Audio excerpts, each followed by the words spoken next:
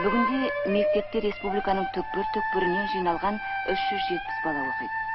Мектеп-интернаттағы балалардың тәлім-тәрбиесіне Сәуле Мешітбаева бастаған тәрбиешілер қырағылық көрсетеді.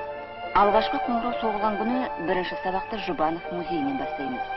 Онда мектеп тарихы мен оның алғашқы ашылуы жөнінде деректі лента көреді. Ахмет Жұбанов өмірінен және творчествосынан хабардар етіледі.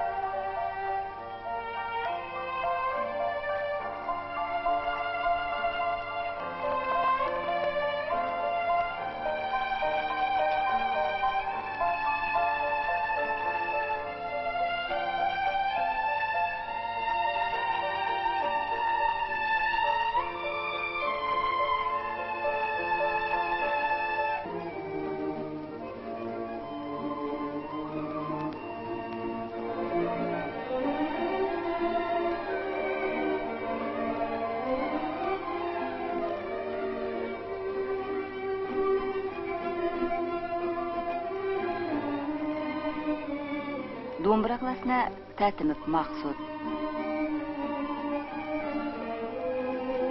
Прима домбыраға Айдарқұлов Қанабек, Қобыз классына Шөженова Ләззат сабақ береді.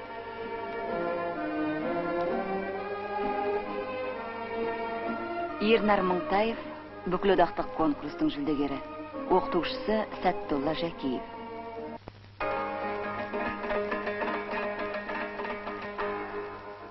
Асылзаттың орындауындағы шалқыманы тыңдаған адамның арманы бар мекен? Қалай төгілтеді? Республикалық жігер фестивалінің лауреаты Асылзат Ыбыраева.